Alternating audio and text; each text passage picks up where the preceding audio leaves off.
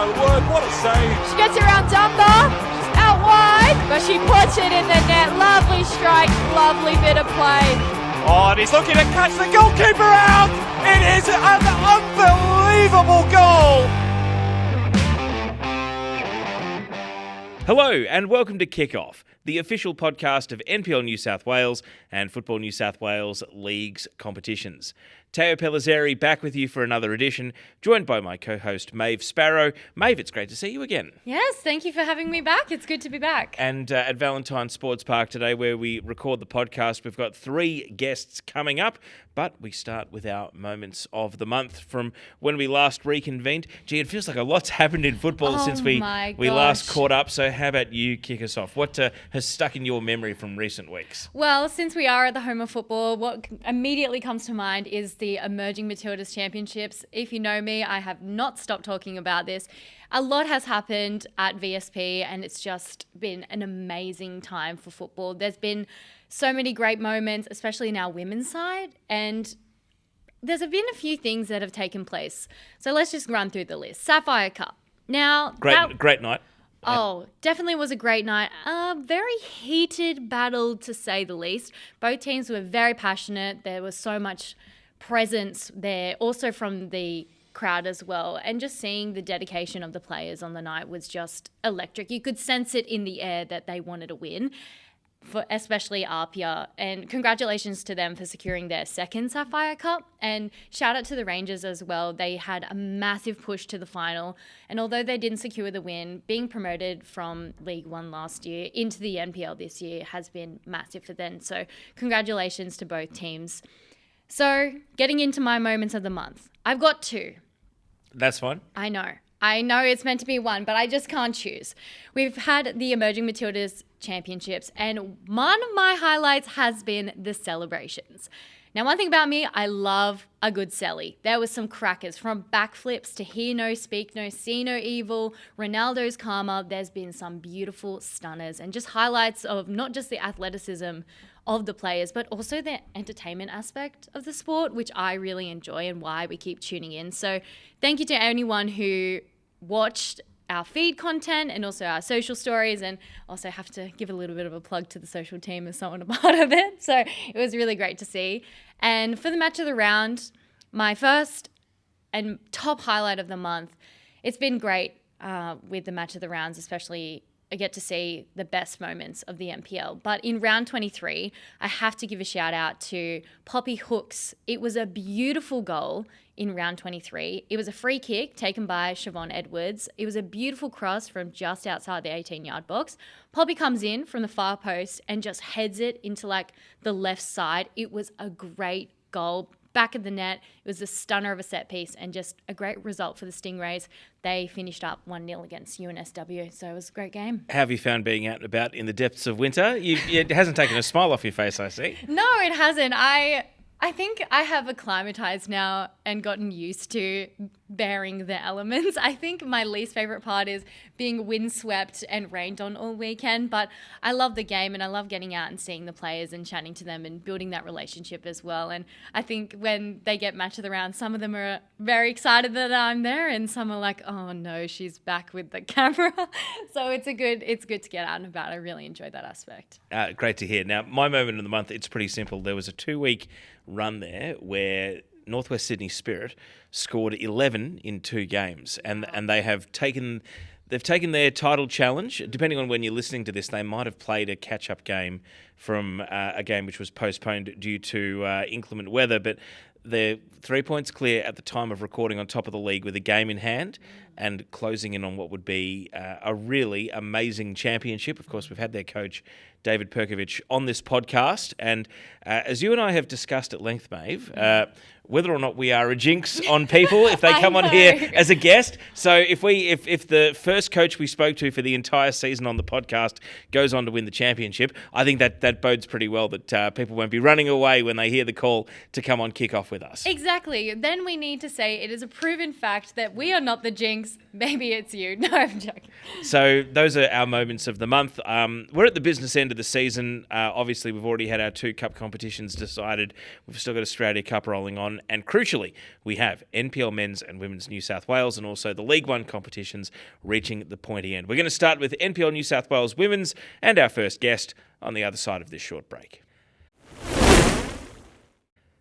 So it's time for our NPL Women's New South Wales segment, and long-time listeners to kick off will think this is, I believe, the first time we've had a guest on for the second time, because a couple of seasons ago, our guest, Ashlie Crofts, joined us on the phone. Now she joins us in person. Since then, you've been crowned the best player in the league and won a gold medal, which is a fantastic individual achievement, and you're off chasing club success, of course, on a number of fronts, having already won 1 trophy this season already with APIA Leichhardt. So, Ashlie, thanks for joining us here at Valentine Sports Park in person. Yeah, thanks for having me. It's good to be in person and not on the phone. Makes it a bit easier, but yeah. Your career is going as well, arguably better than when we last spoke a couple of seasons ago. I suppose the move to APIA, has it been everything you hoped for in terms of, you know, fulfilling the need for high-level football while also fitting all the other competing elements of your life that are going on? Yeah, no, definitely. I am super stoked with my decision to come across to APIA. I obviously spent a lot of time with the Spartans, being my local club, and I loved my time there, but it was time to kind of move on and have a bit of a bigger challenge. And yeah, APIA's really been that for me, and it's been great. I've been loving every year so far, so I don't plan on going anywhere anytime soon. So, speaking of APIA, what a year that it's been for you guys. You also started off a little bit slower in the season, and then you've come through and just recently taken out the Sapphire Cup. What was that whole experience like? I was there. The atmosphere was off the charts, and we did our post-game interview. What was your highlights of the cup? Yeah, it was great. The highlight for me was just the crowd that came down. It wasn't a field that's local to Lambert Park, and we had a lot of of the younger kids, the SAP girls coming down, or their families. I think if you took a look around, like, it was mainly APIA fans in the stands. So that was probably the biggest highlight for me. And I think it was just a nice reward for the girls. They've been working really hard. We obviously did go through a bit of a tricky patch. But I think that all teams do at some point in the season. I am happy we've been through that. We had some pretty serious conversations. We dealt through some things, and yeah, we've hopefully passed that. But it was just a great reward for the girls, and something to have a bit of a kind of kick off our way back to finals football for us. So. And you've been at APIA for a couple of years now, and it's known for having a really good culture. You just said, like, the SAP girls were here, and also being in the stands, seeing all those young girls with their faces and the backdrop of the emerging Matildas, it was great.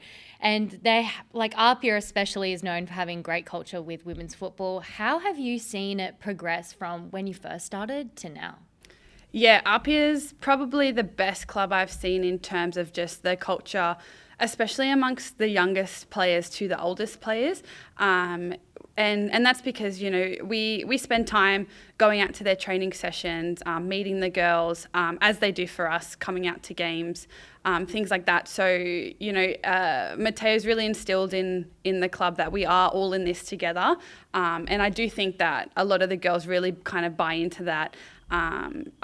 Just last week we had a bit of a community engagement thing where we were all there meeting all the younger ones. The 18s girls were actually running the session for the younger ones. So it's, just not only first grade to SAP, it's all the ages in between, really get around it and get involved. So it's great. And that is Mateo Majorana. Still the general manager, still the title, manager of everything, seemingly, when it comes to all things APIA. Now, you mentioned just a little nugget in there, the hard conversations about how the season was going, because what were APIA's internal expectations at the start of the season? I know that in our season preview, Nicola Posda was on this podcast and said that APIA was going to win the lot. That certainly does the rounds and was probably bulletin board material for a lot of other teams. All your opponents are treating APIA like it's their cup final when you play them in the league. But what were the actual internal expectations, and what was falling short that you had to fix and have fixed over the course of this season? Yeah, I think, I think every team kind of goes into the start of the season with the same mindset. Like, you want to win everything. You're not there to compete just to make up numbers. You want to, compete for silverware and be be in and around the conversations when the time comes. Obviously, it was quite a high expectation put on us from the start. APIA and probably, you know, ourselves probably put that expectations on each other as well. But yeah, you know, we just kind of looked around at each other. Like you said, every team kind of plays against us, you know, and we probably get the best out of each team, which is a, you know, a great thing. But, you know, we just kind of looked around at each other and just said, like, we've really got to, you know, get stuck in. And I think the Sapphire Cup came at a good time for us. And we're just hopefully looking to kind of carry on from there. We're taking kind of each week as it comes. I feel like the league is so close. Any kind of result in any game can seem to make a difference at the moment. So we'll just carry on 1 week at a time. I wanted to ask about a few of your teammates, Sophie Hoban in particular, because I almost think she's in this awkward spot of she's probably good enough to go overseas. It's just a matter of where. She dominates the NPL week in, week out. It must be fantastic to have her as a teammate. But also there's that element of, you know, she's marking time waiting for the A-League to come back and had just come off winning Newcastle's Player of the Year. So when you've got someone who's like at the peak of their powers and in great form and just kind of, you know, what's next? Well, it's the NPL for now, so I'm going to go and play NPL for now. What's it like having teammates at the top of their game in that environment and knowing that, you know, they're, you know, going to die for the shirt and die for the 3 points every week? Yeah, you know, Sophie's incredible. I think a really proud moment for APIA. She's obviously been at the club for quite some time. I've played with her for the 3 seasons that I've been there, and just to see how she's grown. Like we knew back then that she would be a great player. She just kind of needed that environment to kind of thrive in, and she's found that at Newcastle. And you know, as long as she wants to keep coming back to APIA, we'll keep taking her. So she's just unreal. Just watching her run past, I've just let her go. But it's not entirely a story of players that came back from A-League, is it? Because Alyssa Rose came over from Bulls Academy. Jordan Jasnos got promoted out of, you know, the under-23s and then was the player that won the medal for the Sapphire Cup final. So it hasn't purely been a case of biding your time until the A-League players came back. So tell us what it's like having that dynamic of, you know, players from maybe unexpected sources coming in and being a bit of a catalyst for the group to help improve the overall form of the side. Yeah, when, you know, Alyssa and Ash Brodigan came to us wanting to join the team, we'll, you know, took them in with open arms. And I think that was another turning point for us. They've been amazing inclusions in our team. I think the way that Alyssa and Sophie especially play together just really complements each other in that midfield. And then, like you said, Jordan coming up from the 23s. I think she had a bit of a tricky time given she had quite a serious injury at the back end of last season or the one before. I can't remember exactly, but you know, she's kind of recovered from that and really started to find her form. And yeah, it's just, we've always got players competing to come through, which is great.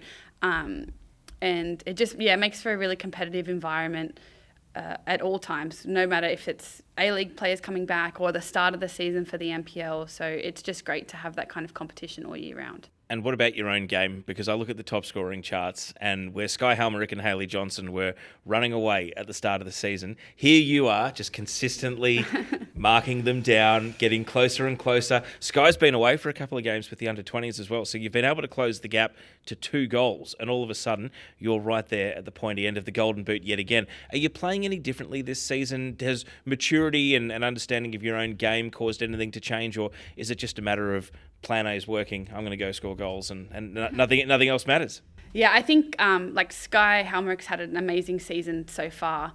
And you could probably say that if she hadn't had to have missed so many weeks, she probably would be well ahead, I would say.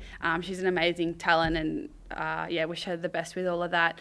I think the start of the season, going into a more officially a captain's role, was a bit of a tricky adjustment for me, just being that person to look to, especially when, you know, things weren't going that great, and trying to kind of figure out what to do from there. So having, you know, the team kind of look at me for that, and then kind of growing into that role, I think has helped a little bit. Whereas I've more in the past been that player, but not kind of in an official sense. Well, are you a lead by example, lead by instruction? Like, are you a big chatter out on the field, or not really? Or I'd say I'm probably a big chatter in terms of all the positive type things. In more of a, I'm not going to say negative, but maybe like a constructive way. Who's the voice on the field that if something's not going well, they will say, hey, sharpen up, lift, or whatever words may be required in that moment? Or does that generally come from the sideline rather than someone out on the pitch?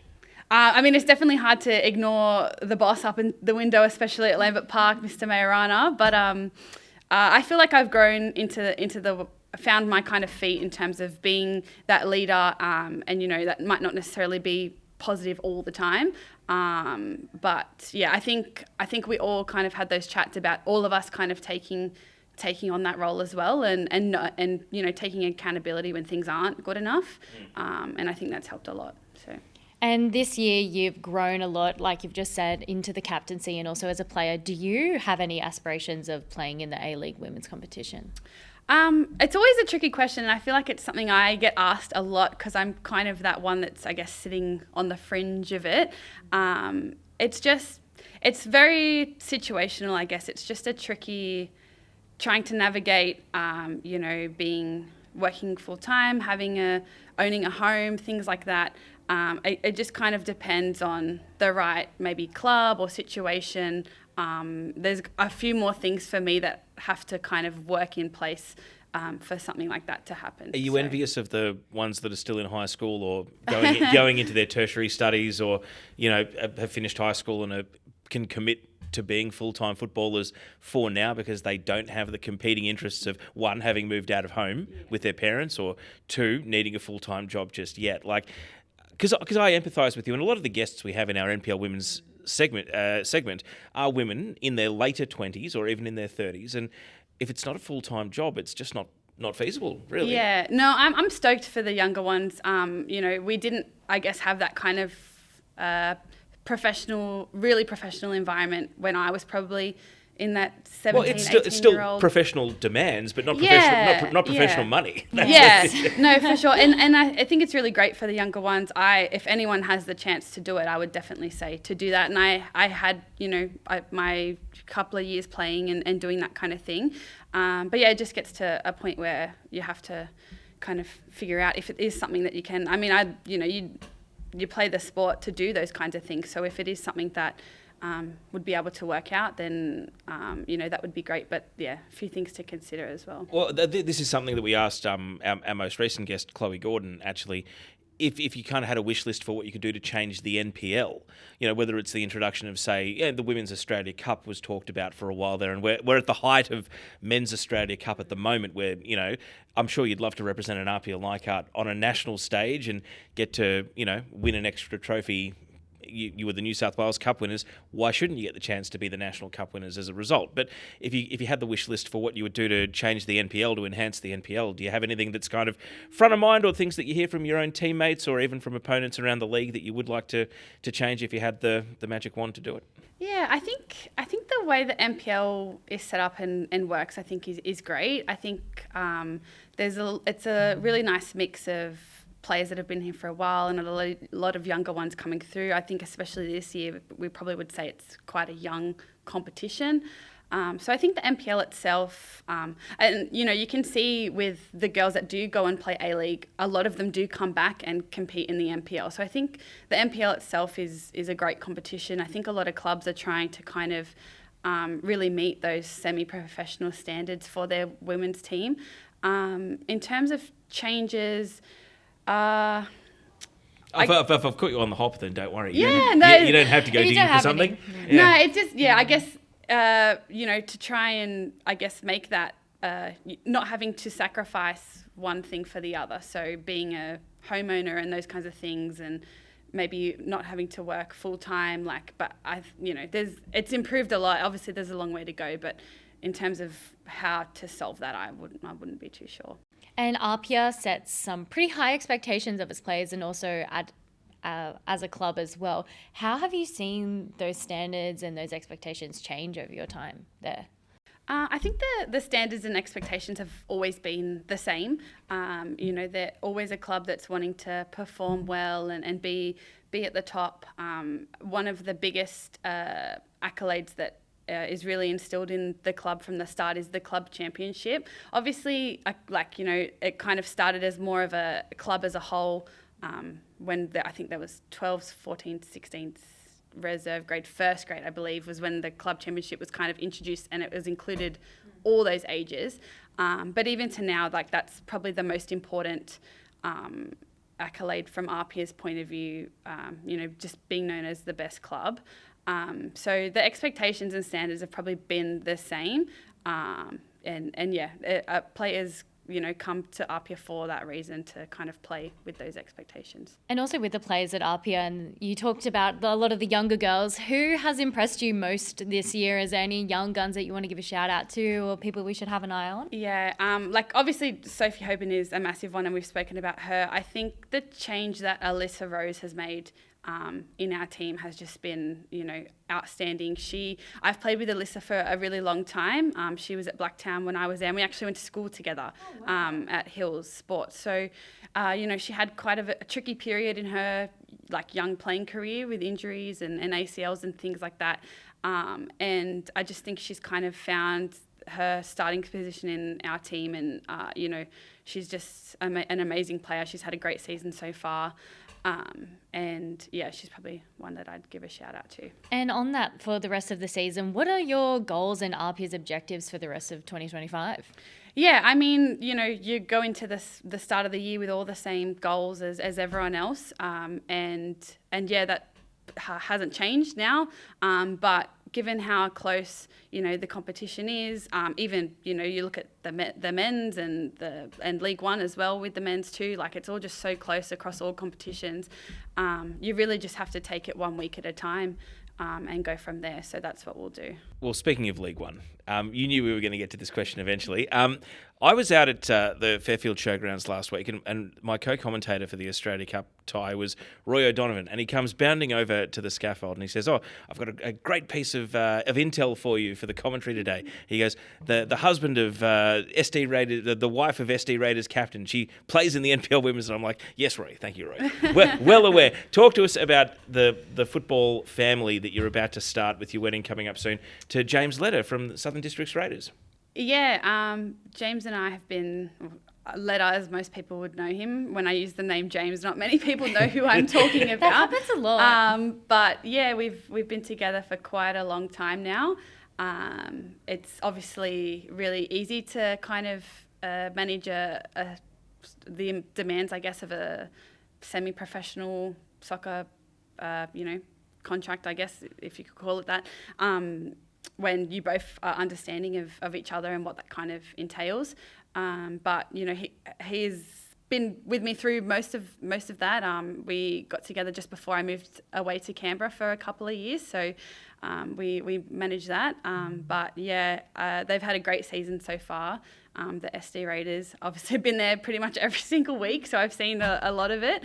And yeah, it was just a great night down at Fairfield Showground. Obviously, tricky result in the end, but just so much community, so many people there. It was just great to see. I mean, do you see yourself sort of as a wag, but he's your wag? If he comes to watch your games, it's vice versa? Or? Yeah, I mean, he will hate me saying this, but he's referred to as my wag for a very long time.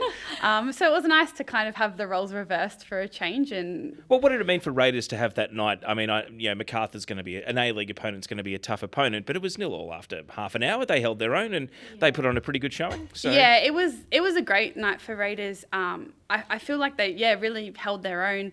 It was the first two goals, especially obviously a defensive error at the back, and then an own goal by James in the end.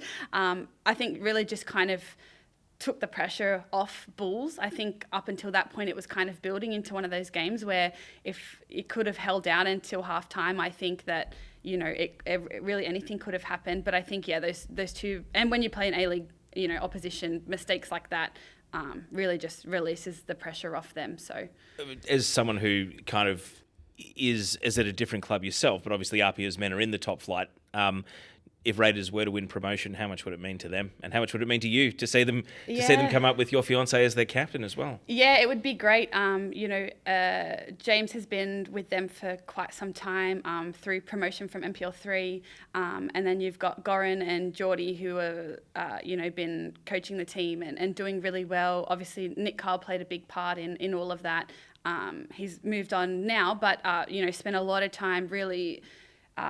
Building up the younger ones, which you can now see in their first grade team, and the ones really kind of making the difference in their team this year are the ones that have kind of come up through the system. So I think it'd be a really good reward for them to be promoted. And speaking of the system, I kind of want to bring it back to the women's side of the NPL. How important is that competition play in the role of like development for women's football and female football, do you think?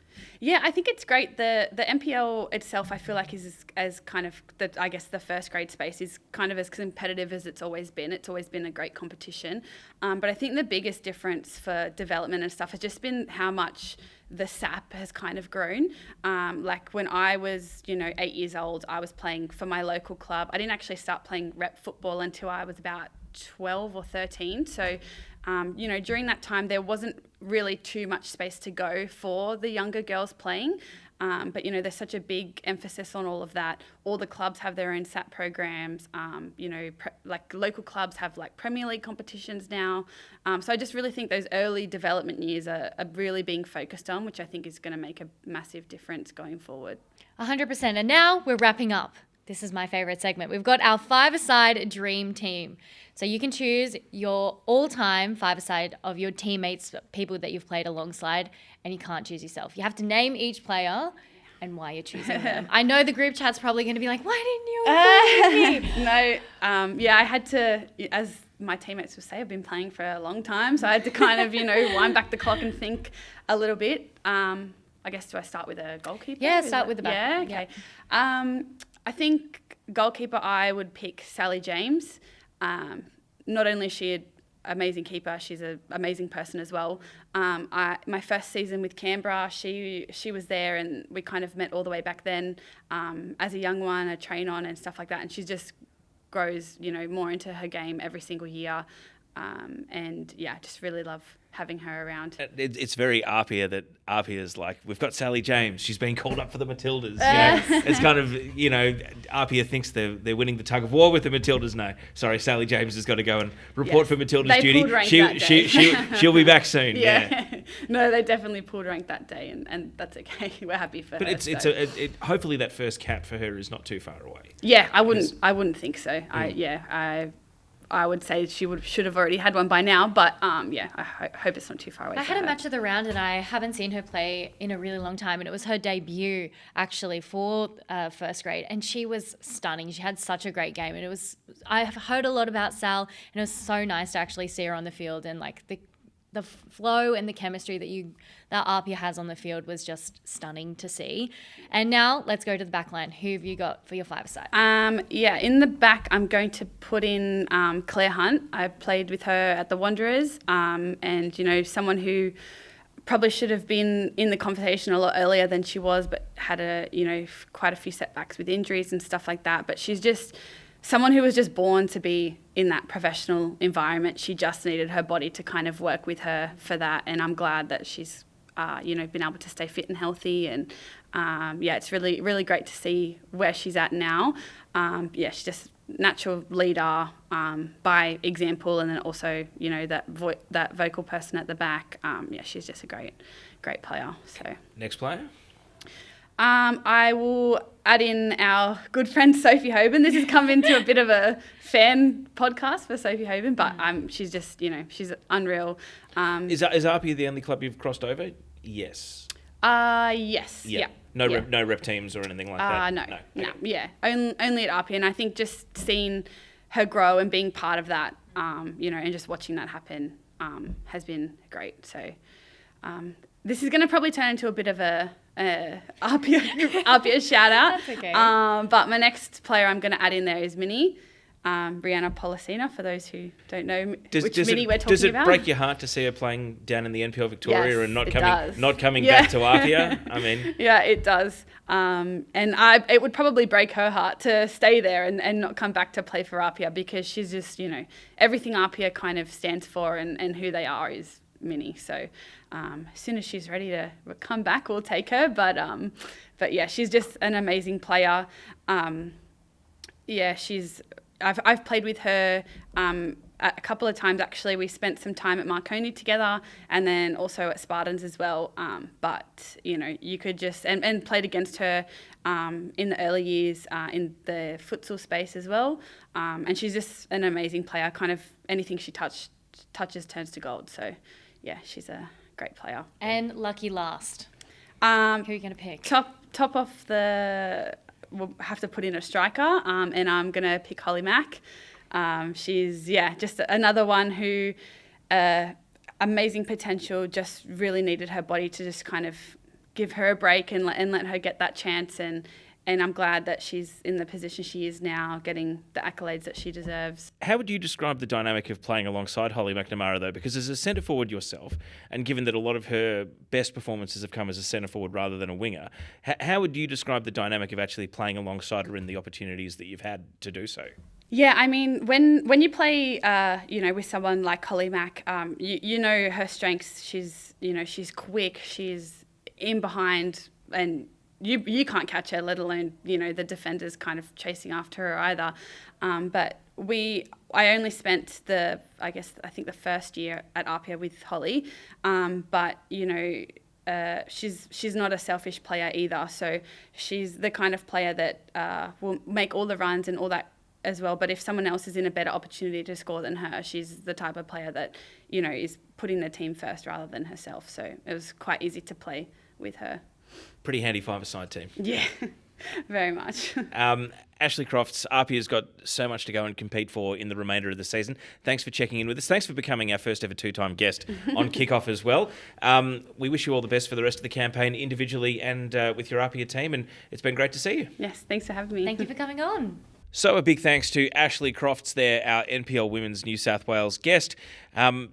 Just very happy with how things are going at APIA, but they've still got a pretty tough run to the title. Mount Druitt Town have got all these games in hand. I was actually looking at it. I think they play 5 games in the space of something like 17 or 18 days, because they go Sunday, Wednesday, Sunday, Thursday, Sunday.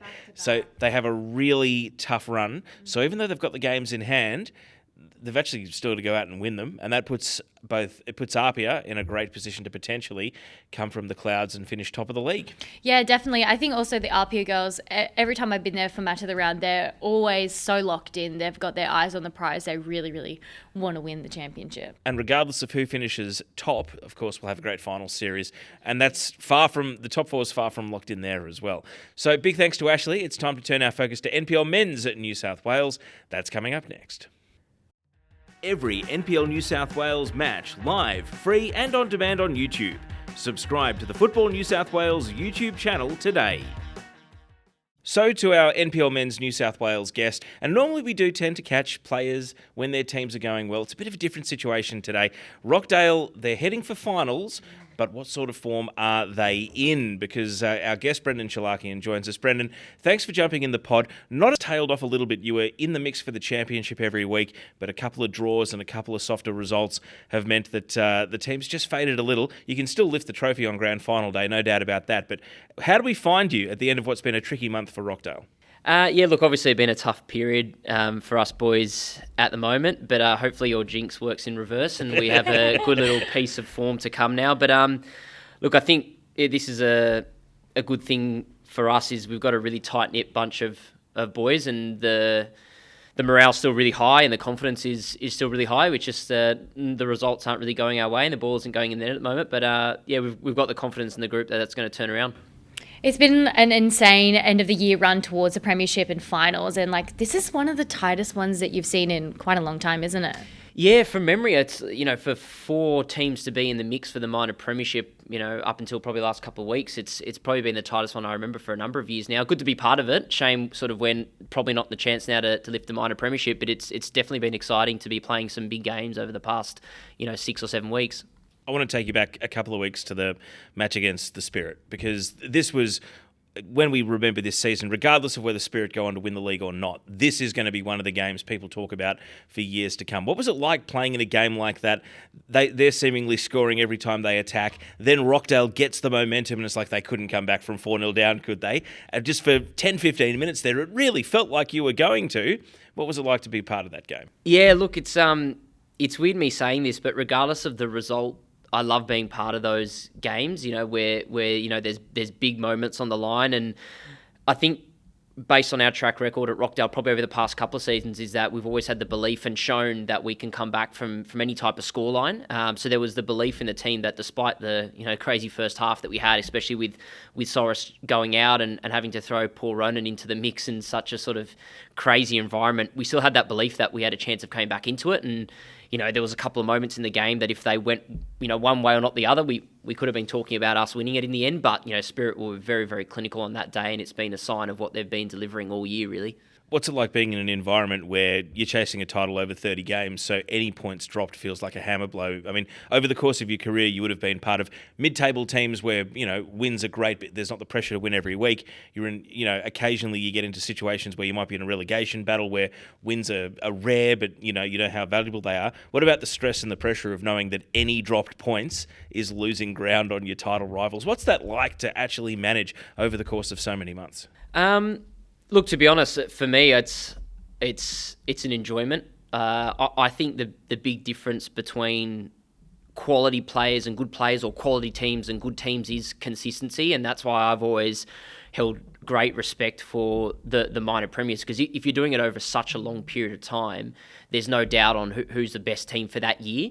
So for me, I'm not sure if it's a pressure thing. It's just an enjoyment to think that, it's our turn to go out there again and put our marker to be the best team in the competition for this year over 30 weeks. So I certainly enjoy it, but I can sort of see that the pressure that lies in being week in, week out, making sure you're turning up, because you can't take a step backwards when you're chasing that. Rockdale's a very senior team, a very adult team with veteran players who've, been around the block many a time. So tell us about the dynamic with the coaching staff, with Panny Nickas and Paul D, and sort of how they coach the group, but also what the leaders in the group take responsibility for as well, rather than waiting for a coach to tell them certain things. Yeah, look, I think something that we've built at Rockdale over the past couple of years is a really strong team culture, and that's, a number of facets, whether it's, good camaraderie between the boys in the sheds, or whether that's driving quality standards out in the field. And to your point, I think that's set by the coaching staff, but it's then delivered by the playing group, and whether that's the senior boys or whether it's even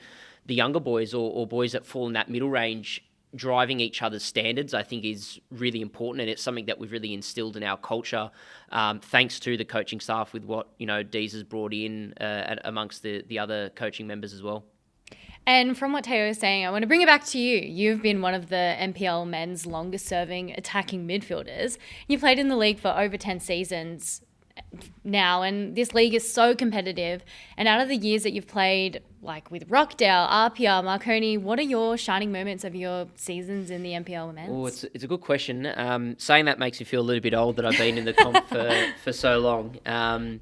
Look, I think it's that there's probably been a number of moments over my career. I think I was quite blessed with stepping into my first grade environment with a Marconi team that was full of some, players that will probably go down in history as some of the best players to play in NPL, and then to win the grand final that year, even though I was only a bit part player and coming off the bench for some minor minutes. I think to be part of that as my first year in first grade was quite a special moment, and probably showed me some things that put me on the path of making sure that I had, top standards, and wanted to commit to playing at this level for quite a long time. So that was, I think, a good starting point for me. Obviously, the grand final with Manly will probably go down as one of the special moments for me in my career, probably for a couple of reasons. One, being quite an underdog team to go the whole way and win it when probably no one expected us to was quite special. But also, being at Manly for quite a long time, it felt almost like a project for me and the boys that were part of that team to show that we'd build year after year to get to a position to win the grand final. And I made some friends in that team that are sort of friends for life. So it was quite special on and off the field, that one. And then obviously the minor premiership and the season that we had last year at Rockdale was just incredible. You know, that from the playing group to the club to the coaching staff, you know, we played some of the best football that I've seen at NPL level. So it was, yes, the minor premiership was amazing and the celebrations that we had with the players and the club and the coaching staff, but I think we sort of cemented ourselves as a team that played, you know, some of the nicest football that maybe the NPL competition's seen. You know, I know there's been a number of other teams over the years, some of the APIAs and the Blackdowns have done that as well, but I feel like we sort of put our name in the hat there on that note.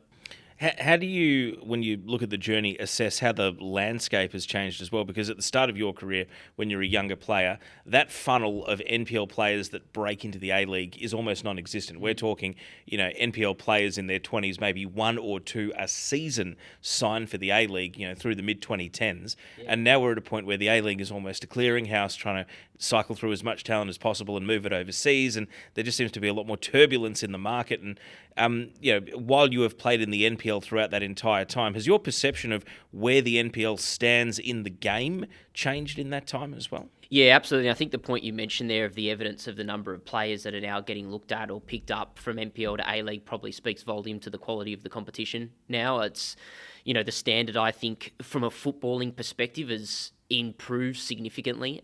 You know, back in the day, it was probably a different type of competition where it was quite physical, quite robust. Now there's some unbelievable footballers coming through, and I think because of that shows the reason why so many NPL players are getting looked at in the A-League competition, and it's, you know, like I said, full credit to the quality of NPL now. Without having to name names, in terms of either overseas interest, other NPL clubs that maybe made you, you know, an offer thinking they could land you, or perhaps just the off-season and the phone calls and the text messages that fly around, do you find it still the Wild West at times in the off-season, or do people know that you're at Rockdale and you'll be pretty hard to extract out of there? Oh, look, if people are listening to this, I'm happy to receive offers from absolutely anyone. I'll take it straight to Rockdale and see what I can get from them. No, look, to be honest, I hope my track record speaks for itself, that I'm quite a loyal person, and if I'm enjoying my football at a particular club, I like to stay there. I think from my perspective... What, you were 7 seasons at Manly, or was it 8 seasons at Manly? I think it actually was about 9 from memory. Yeah. It felt like, you know, in one way, you know, decades and decades, and other times I look back and I thought that was so quick, but... yeah, I think my first year there was 2013. It must have been about 8 or 9 seasons. So that was, again, like I said, something that I was enjoying my football there, an amazing club, amazing bunch of people, and, you know, I really loved it. And I've tried to sort of commit to the same type of methodology where if I'm enjoying my football, I'm loyal to the environment around me. How different does a club, in your perception, feel when you're playing against them as an opponent, you know, particularly in more recent times, Olympic and Rockdale, and then you actually get in the doors and, you know, you have a hands-on part of what the club is and the culture, but also you walk into an environment, different administrators, different fans. Are your expectations totally changed once you get in, or from being an opponent and from knowing teammates who've played there, do you largely know what you're in for when you walk into a new environment and test yourself in a new environment? No, to be honest, look, I think the first couple of weeks in new clubs always a bit awkward because I'm sure the people that have known me on the field probably think this guy's the most annoying bloke ever and hate my guts. Well, do you remember? Do you remember every time you left a foot in, or every time someone left a foot in on you, or every, you know, yellow card challenge that someone cut you down with, or do they tend not to live in the memory? I've never left a foot in, just to clarify. You have to say that on the record. Yeah, exactly. The list is long of the people that kick me, but I don't hold any grudges. No, look, I'm a big believer of what happens on the field stays on the field for the most of it, especially because a large majority of the boys in this league, I think, play with that intent to win the ball and do the right things. You know, sometimes that may not happen, but I think, you know, what happens on the field stays on the field. And when I've gone into clubs that I've played against players that, you know, we've had some challenges or battles across the year, I think it's all, you know, based on a level of respect that we have for each other. And I think it's actually a funny thing, you know, even when I go into, say, that when I came into the Rockdale sheds for the first time, you know, me and Euro used to battle each other for years, and Blakey as well. And we're probably best mates in the sheds now. It's something that you realise once you get to know the person. It's different to maybe the person that you find on the field. What's it like playing alongside one of the all-time leading NPL goal scorers like Euro? What's that kind of like in the atmosphere? Look, he's an absolute weapon. The goals prove that. But I think something that may go under the radar is how hard he works as well.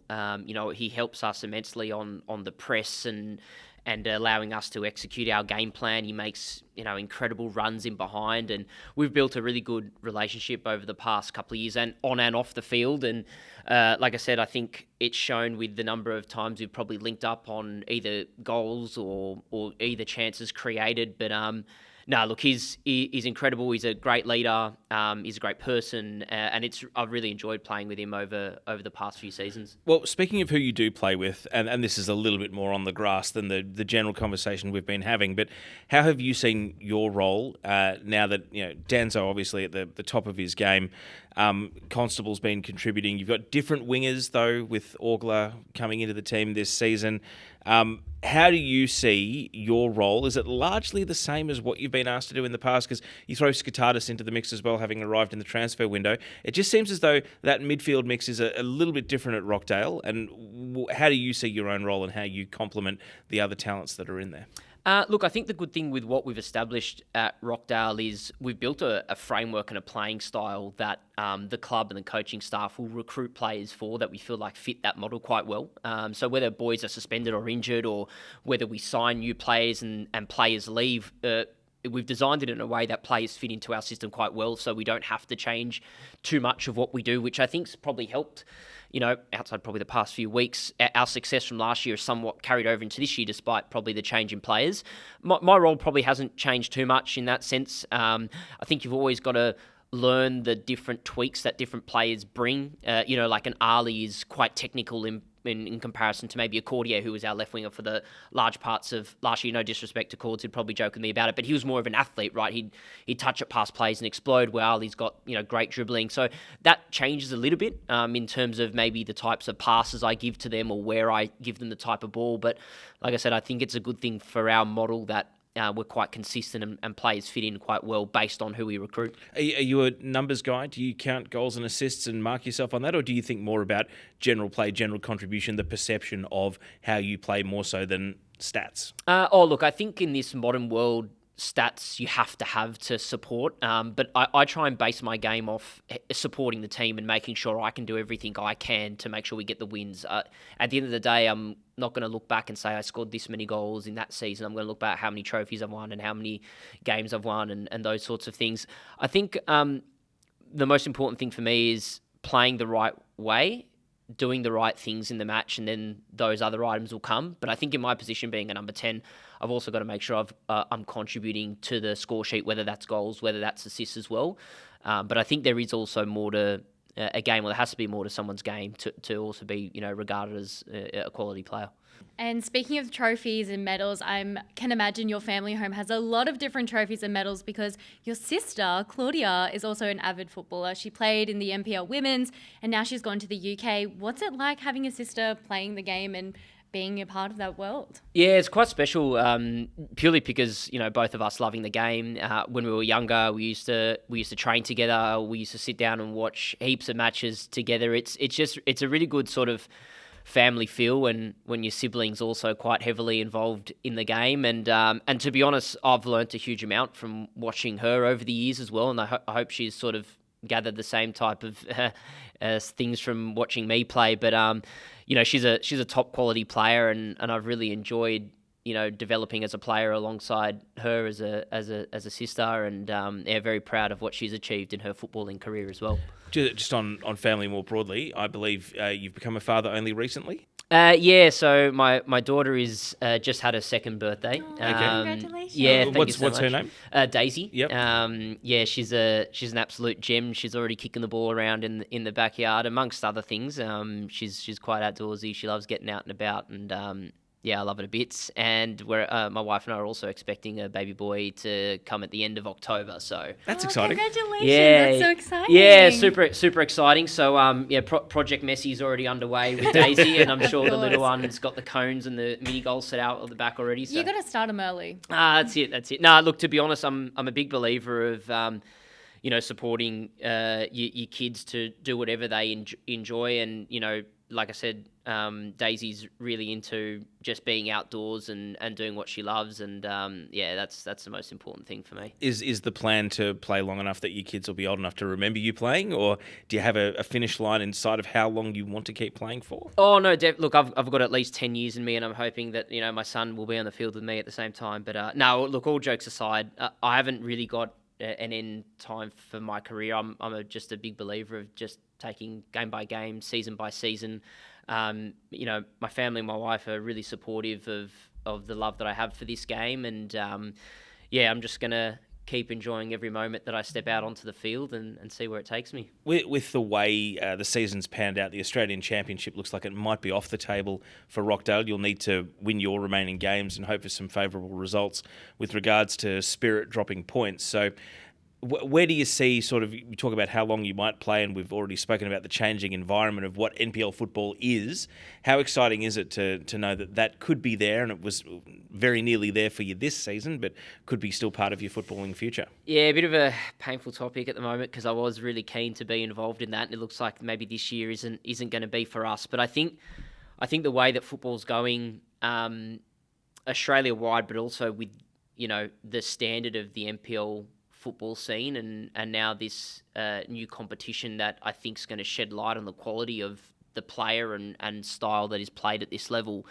It's something that is just really great to be a part of. I know probably at the back end of my career I would have loved this maybe a number of years ago, but I've still got a drive to be a part of something like this, because I think, like I said, it's something that shines a light on how good the standard is at this level, and that's something I certainly want to be a part of. And staying on this broadly, balancing work and football, I assume it's at least 4 days contact with Rockdale, if not 5, plus I imagine phone calls, conversations, group chats.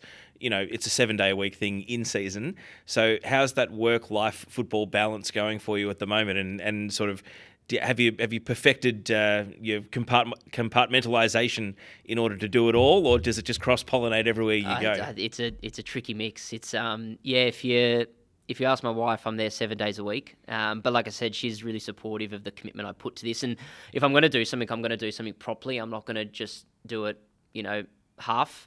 So look, I think I've found a really good balance. Work's really supportive of my football commitments, and I've just got a really good way of balancing, the amount of work I do during the day, and then if I have to leave early for games or football training, I've got that level of flexibility. So my work's really supportive of that, and I'm grateful for that.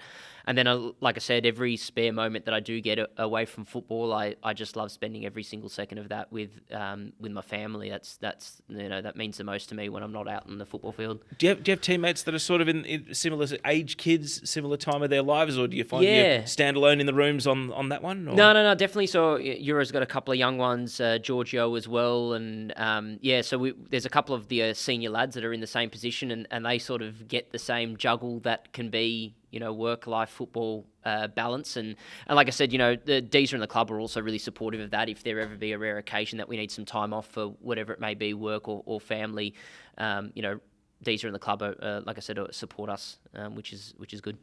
Definitely. And now wrapping up, one of our favourite segments, especially mine, I'm a bit biased, is your five-a-side dream team. Choose your all-time five-a-side of teammates that you've played alongside with over your whole career. You can't choose yourself. You need to name each person and justify why they make your dream. It's going to be tough for you because you've had a long career and a lot of people to choose from. Yes, you've got options, which is a good thing. Yeah, this is a tricky one. Like you said, been playing for such a while in the NPL. I've got a lot of teammates that I've played with, a lot of really good teammates, really good people. I'd imagine I'd have to start at the goalkeeper then. Look, I think what I'll try and base this off is maybe some players that maybe I've spent a fair bit of time with over my career. And look, first player that comes to mind is Harrison, who now plays for Sydney, but that's a cheat code if I'm including in this. That guy just shouldn't have been in NPL. He was just an absolute beast. It was, absolute weapon. And Soros is, again, if you ask me about keepers that should be in the A-League, I don't know how this guy isn't. But I think if I had to pick anyone, Dylan Mitchell would probably be the one, purely, like I said, because I just played with him for so many years. I actually work with him now. We're in the same sales team. He's one of my best mates. But in terms of keeping ability, this guy was just a beast. He never scared to come for a cross. If there was a 50-50, he'd jump in it without thinking. And he was an incredible leader for us during that Manly period of success. So I'd plug Dylan in for my keeper. You've done well to name drop 2 on the way past, just to keep people happy though. I like that. All right, who's your next selection? I think, being 5v5, you probably have to have someone with some sort of defensive capabilities, even though I love to chuck in all, number 10s or forwards. Again, I'll give a couple of plugs along the way.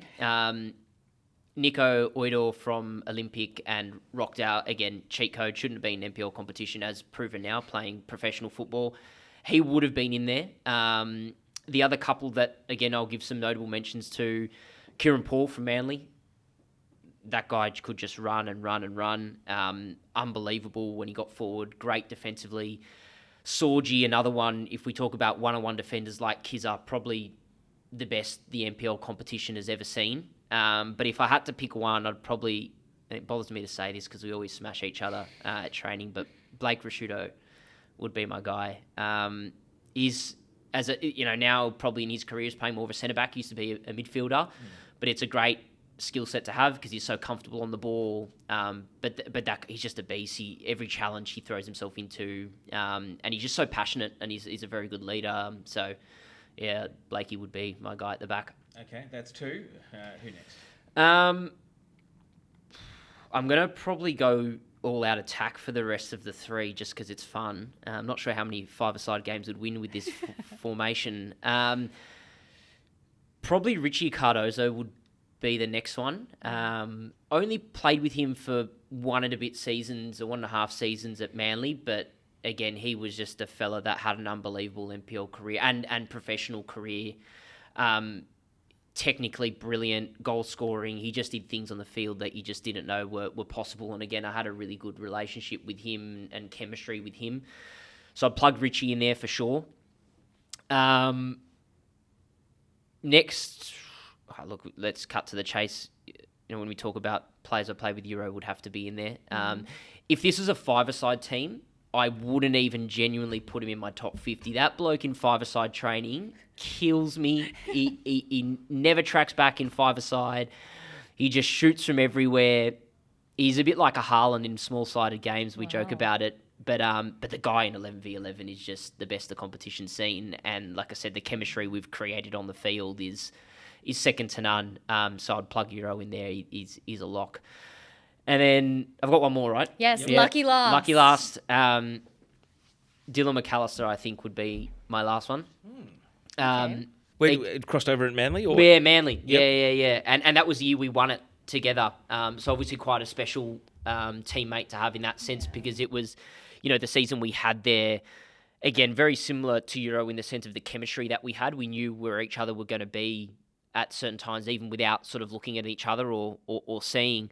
Very different player to Euro. I had a different type of playing style when I was playing with Dill, but again, we were just so effective when we played with each other, and absolute legend of a bloke, probably one of the nicest gentlemen you'll meet in the game, and good to see that I'm now playing against, or was playing against, his younger son. That makes me feel incredibly old. But and you were joking earlier about playing long enough to play alongside your own son, but I guess it is quite a head trip because I remember watching Dylan McAllister playing in that Joey's team that finished runner-up at the Under-17 World Cup. So he at the time is only 16 or 17, and then here's his son at the same age playing senior NPL football. It's incredible, and if you look at how Matisse plays, it's almost like a carbon copy of how Dill played, and it's quite special to see actually that generation's coming through the league. But like I said, I think Dylan would be that guy that I'd love to have in my 5-a-side team. Pretty handy team, and speaks to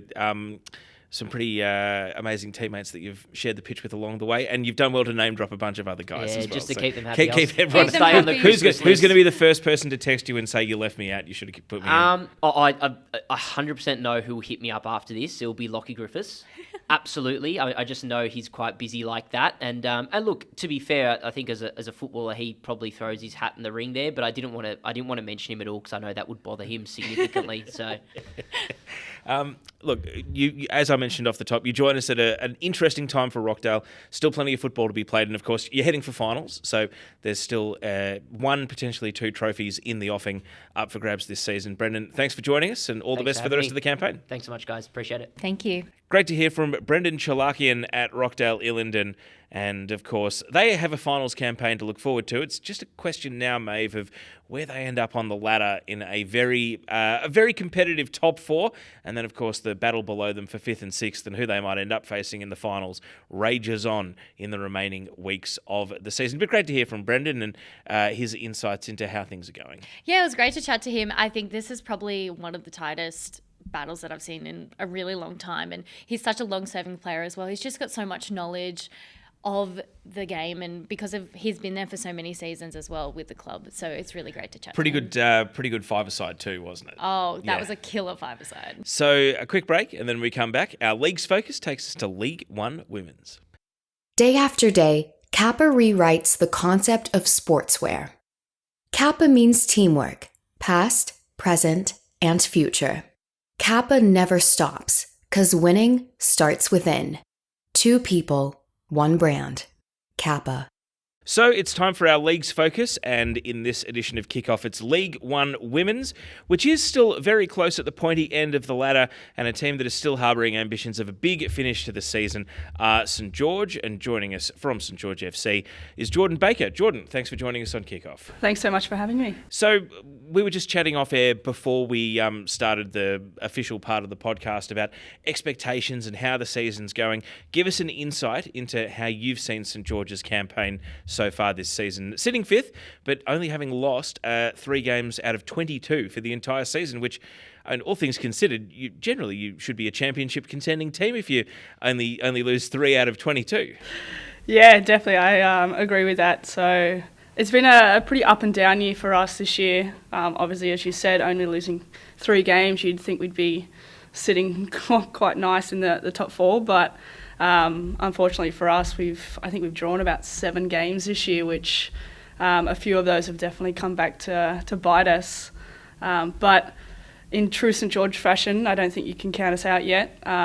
Still sitting in 5th, and there's 2 big games to go. So I definitely think we're still a chance, and we're going to fight until we can't fight no more. And have you seen this year go so far? You're chasing the promotion, which I'm sure has been a massive objective for the club. How's that been? Yeah, look, promotion's always an objective for the club. I think for us, we have quite a good youth coming through the system, and you can see that this year with our 23s are sitting quite nice. I think they're in 1st or 2nd, and we obviously fight every week for those points. And I think it's for our club, it's definitely something that we look for every year, and yeah. You've been at the club for a number of seasons now. How much would you say that it's changed from when you first started there to now? And do you have any highlight reel, or what are your proudest moments of being at the club? Oh, goodness. So this is actually my 5th year at the club. I think on a league aspect, I think the league's come a really long way. You can see it as we talked about at the start of the program here today, that there's 5 or 6 teams fighting for that top 4, and it's every match matters, and we walk into every match talking about players on other teams, and that list just gets longer and longer. And it just is a testament to the clubs in the league and what they're building in their clubs. And we walk into every game never thinking it's easy, and you have to fight for every point. I think on a club aspect, I've seen the club come a really long way as well. As I was saying before, the youth in this system is just incredible. I've actually taken on a coaching role this year, so I coach the under-18s, and it's sort of really opened up my eyes to see what the youth has, and bringing players up and playing an age group or 2 even above, and they just fit in so well. And And then sort of, I guess on a senior aspect, we're super lucky that we've been able to build a really great program there for the last 3 or 4 years. Our coach has stayed consistent, so Mark's a really big part of why a lot of the girls stay at the club. He's just one of my favourite coaches I've had over my many years.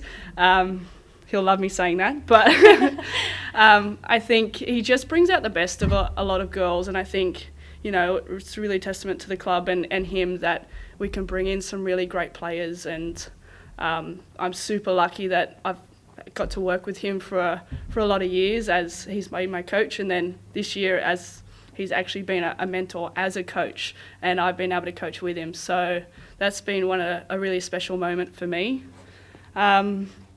Highlight reels, goodness. Well, while you have a think, I wanted to Thank circle you. back to talking about the club, because we had Bay Antonio in here from the men's team, and, Yep. and we were discussing with him, you know, the overhaul of Barton Park, that sense of history with St George being a former NSL team in the men's. How has the Barton Park experience been for you? Because you split your home games. They're not all there, but some of them have been there. What's it been like to see the changes to that facility, and I think a bit of a rejuvenation of the club as well? Yeah, absolutely. My first few years we played out of the old stadium, which was definitely a fortress. No one really liked going there because it was a tough field to play on. So I think, you know, we weren't able to play there for the last few years as they were rebuilding, and we had our opening match there at the end of last year, where we got to play on the new stadium. And then this year, look, it's been a really great time for us that we could recreate that fortress that St George is. And you know, it's something that when you don't have a home field, you really struggle to sort of hype up those home matches and sort of create an environment. So I think this year, it's something really special, and we've obviously had a few chances that we could watch the men play and just sort of create that connection between the two teams in the club. You've always been a prolific goal scorer, so take us into the mindset of your own personal standards and expectations, but also how much pressure you put on yourself to lead the line. Is it just something that is a bit of fun and comes naturally, or is it something that you do think about quite extensively in preparation and during games? Look, I think it's a bit of both. I think as a striker, it's definitely got to have some form of natural sort of instinct to when to shoot, and you know, that instinct of the goal. There's definitely a lot of pressure that comes with it. I think walking into every season, my aim's always sort of, can you win that golden boot of the year? And I think I'm sitting in a pretty good spot at the moment, and I've had a pretty decent year in that regard. But I would say, look, there's definitely games that if it's not working for you and you can't hit that target, that it just builds and builds and builds. But yeah, I think from playing for a little while, it's a little bit easier for me at this point in my career to sort of switch that off a little bit more and just enjoy it. Is it personal for you to want to win promotion with St George? Like, are you subject to attempts to poach you and you know, prize you out of there every off season or every transfer window? Or do try to create controversy. I guess I was going to ask, do people know better than to come and knock on your door? Because if you're going to score these goals, it's going to be for St George and no one else. Like, I think, look, at this point in my career, I think it is personal. I think St George is a club that I feel really connected to, and obviously they've given me that really great opportunity to coach as well. So I think if I was to stay at the club, that's obviously an aim that we would like to achieve. So I think for now my time is at St George, and yeah. To circle back to the coaching then, communicating messages, like, you can have the best theory in the world, but if you can't make that connection with who you're teaching, they won't listen to you, right? So with your own experiences, you know, job in the education system and the coaching now, do you feel as though you're well versed at speaking to what a younger generation wants? Because that, you know, what you may have gone to play football as a young teenager is probably very different to, I imagine, even within one generation, of what young people today are going to play football expecting to achieve. Like, what do you find as a coach with regards to how you communicate and how you teach? Yeah, look, great question. I think it's definitely really tricky of how to sort of get that message across. And, I think for some of the youth coming through, it's sort of then trying to deal with what are priorities, especially in like the age group that I'm currently coaching with 18s. There's girls doing HSC, there's girls sort of doing other things. So it's sort of trying to get that really nice balance in a team. I think if you sort of put a little bit too much focus on, I guess, everything football, you sort of then lose that nice balance and that team dynamic. So I think team dynamic is a massive part of what I look at for coaching. But you're also coaching girls particularly who've just come through that bottleneck of the majority of players who will quit will do it at 14 or 15, right? And these ones have just come through and they've committed to still playing. Like, do you have any thoughts on, player retention and how to, having more female coaches in leadership positions might be one of the keys to stopping the churn rate of players who might play as girls and then quit as soon as they hit sort of mid-teens? Sorry if I've hit you with a big picture question here. Yeah, that's a hard hitting question, that one. Look, it is. As you said, you do see it. It hits a certain age, and girls then sort of just will stop playing. I think it's. Well, what are your memories of teammates you would have had that dropped out along the way? I imagine. I mean, did you ever face your own challenges, or full focus? I'm going to be a footballer, and if you've got that drive within you, the idea of quitting just never even enters your mind. But the majority of players do drop out at that age. Yeah. I'll be honest, I did think about it a lot when I was playing. A lot of factors pop up. Mine was probably a little bit later, maybe when I was about 18, 19, when I started finishing school, started uni. Things, there's a lot of time commitment, a lot of things happening that, because soccer it's a massive commitment, 2 or 3 times a week and then a game on the weekends. You're sort of giving up a lot of family things, a lot of friends, especially at that age. But I think, when I was coming through it, I definitely thought about it a lot of, do I want to play at that top level? Do I want to just play sort of club? Because things get tricky and things get hard. But I think those that just play because they love it last longer, I think, in the system. And you've captained the side for a few years now. When people and players are coming to you, and also too as a coach, when players are coming to you saying, I'm having these thoughts, I'm having these feelings, how do you kind of navigate those conversations? I think leadership can be hard, especially when people come to you with different things.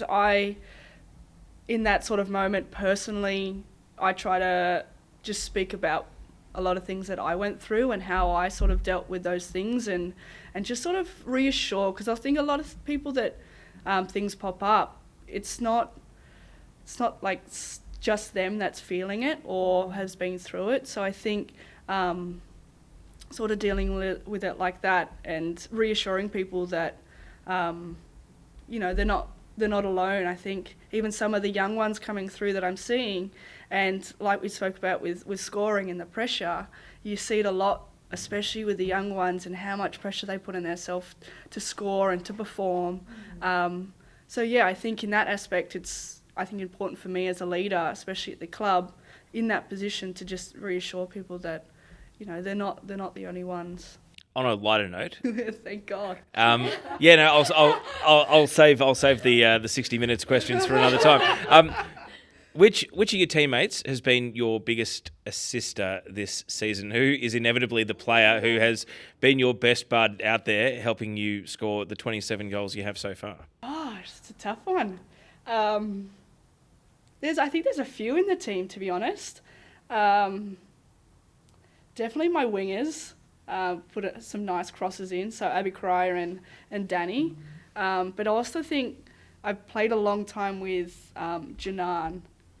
So she's the 10 that sits behind me. So we match up pretty nicely together, and I think we assist each other quite often through the league or through the comp. So I'd probably say those. And then Nick Bez pops up a few times with a nice long ball over the top. And just on the league broadly, Central Coast, Marconi, they're within touching distance. You can still catch them, and then just a little bit further out in front, Raiders and Hills United. How have you assessed? You talked about how the league has developed. How have you assessed the strength and sort of the challenge of League One women's this season? And what's that experience been like with a top cluster of teams that have all been so incredibly competitive against each other? Yeah, the top 6 is crazy, I think. And especially these last few weeks that everyone's actually versing each other. So we're watching each week and each game thinking, how can this impact us? I think for us at the moment, it's all about actually just winning our last 2 games. We're trying not to leave it in anyone else's hands. So if we can sort of get across the line with those 2 games, it's up to the football gods there. Up to the football gods. Well, speaking of the football gods, we have a rapid fire. Oh, goodness. Rapid fire 60-second questions. Are you ready? Sure. Don't worry, it's not me asking them. So that'll That'll probably help. Yeah. All right, let's kick it off with your first football memory. First football memory, I would have to say just kicking the ball with my two older brothers in the backyard. And what's your favourite footballer of all time? Favourite footballer? I grew up watching Alex Morgan from the US women's national team, so... Do you prefer day or night matches? Night, for sure. And who's the best footballer that you've played with? Good question. I've actually been really lucky to play with some incredible players in my career. I think I'm going to say 2 players. So one is Carmelina Moscato. She was a Canadian international centre-back and just a brick wall. Where did you cross over with her? I played with her at Wanderers. Yep. Yeah, so I learnt so much from her, and she's actually stepped into coaching now and is coached in the NWSL, and she was incredible just to learn from. And then I'd say my second one was actually Heather Garriock. She was a massive guidance for me when I was really young. I had a lot to do with her, and she really helped me as I was sort of transitioning into that. And again, which teams did you? That was Wanderers as well. Wanderers as well? Yeah. Is it a bit of a head trip to see Heather's now the CEO of Football Australia? It's crazy, yeah. All right, and you go to karaoke song. Oh, goodness. There's a few at the end of the year, but I think we'll stick to a bit of Bon Jovi, Living on a Prayer. Classic. Dream stadium to play in? For me, as a Liverpool fan, would have to be Anfield. Oh, yeah. Stunning ground there. And your biggest football ick? Oh, at the moment, I'd say it's the cut socks, a little bit too high up the shin. You're surprisingly not the first and only person to say that. How many of you, or any of your teammates do that, or none of your teammates do that? I don't think any of our teammates do that. No, that's good. They value the socks. All right, and the last question is, what is the end of season headline for St George in 2025? Oh, look, we'd hope for some really nice headlines, but I think for us on a club aspect and a senior aspect, I'd say St George fights till the end is a good one. Well, Jordan, all the best fighting to the end. Thank you for having a chat. Sorry that it got so serious there as well. My goodness. You've had a big smile on your face for the entire chat, and yet I've come in with maybe some really hard-hitting questions that... No, but thank you for being a good sport about it all, and hopefully you can crack 30 goals and help your team to those couple more wins before the end of the season. Fingers crossed. Thank you very much for having me. Thank you for coming and best of luck. And a big thanks to Jordan Baker. And you might have heard me say during the Ashlie Crofts chat that she was our first ever two-time guest on Kickoff. Well, she got in by one guest because Jordan Baker is also a two-time guest. She was on a couple of seasons ago as well. So there you go. That's evidence that Kickoff's been around long enough that we can start inviting people back, Maeve. But it's a huge sprawling competition. NPL men's, NPL women's, and the League Ones. You're spoilt for choice for all the great stories that are out there around the league. Yes, 100%. And it was really great to talk to Jordan as well. I've seen her out on the field and then actually getting to chat to her in person. It's a different persona, I find. Sometimes when we have the players in here, who they are on the field and who they are in here is completely different. It's so great to kind of get that different aspect. Well, make sure if you want to hear more of these chats, you can subscribe to Kickoff and don't miss our next update, which will be coming in about a month's time, and you can follow the race to the finish line across NPL New South Wales and the Football New South Wales Leagues competitions on the social channels and also the Football New South Wales YouTube channel as well. Maeve, you'll be out doing match of the rounds and social content, I'm sure. Anything on your calendar that jumps out, or are you going to keep the cards close to your chest? What are your any games you've been rostered on that you're looking forward to heading out to in particular? Yes, I want to keep the cards a little bit close to my chest, but make sure you do tune in for Match of the Round with me, Maeve Sparrow. I saw final day of the women's season. We might have 2 matches of the round if the because the title. Don't tell me that. Well, no, because whoever finishes top could be decided at 2 different venues. So you might have dueling banjos with you at one venue and then maybe Drew Dolan somewhere else, or who knows who we might have to commandeer to do an additional match of the round. Yeah, so. well, I love the match of the rounds, and also shout out to Jude as well. He does a great job of the men's match of the rounds. When we're battling it out, when they're both at the same time, it's interesting. We're trying to throw to each other and kind of have that seamless connection between the two. But I'm really looking forward to the rest of the season, and as it's coming towards the finals, everyone's gearing up and, you know, leveling up, which is really good to see. Well, it's been a pleasure to see you today, Maeve, and do the podcast again. So all the best and enjoy all the action out there on the pitch before we next catch up. Yeah, thank you for having me, and all the best for you as well with Oz Cup mode and everything going on for the rest of the season. Well, yes, depending on when you're listening to this, our last team standing in the Australia Cup, APIA Leichhardt, they may have already played Avondale by the time you hear this, so we'll see if they can keep flying the flag for NPL Men's New South Wales. Don't forget to rate us 5 stars wherever you get your podcasts. Subscribe while you're there, and we'll see you next time on Kickoff. Thanks for your company. Thanks for joining. Outside! Picks the top corner! He's perfect. Ashlie Crofts, and oh my word, what a save! She gets around Dunbar. She's out wide, but she puts it in the net. Lovely strike, lovely bit of play. Oh, and he's looking to catch the goalkeeper out! It is an unbelievable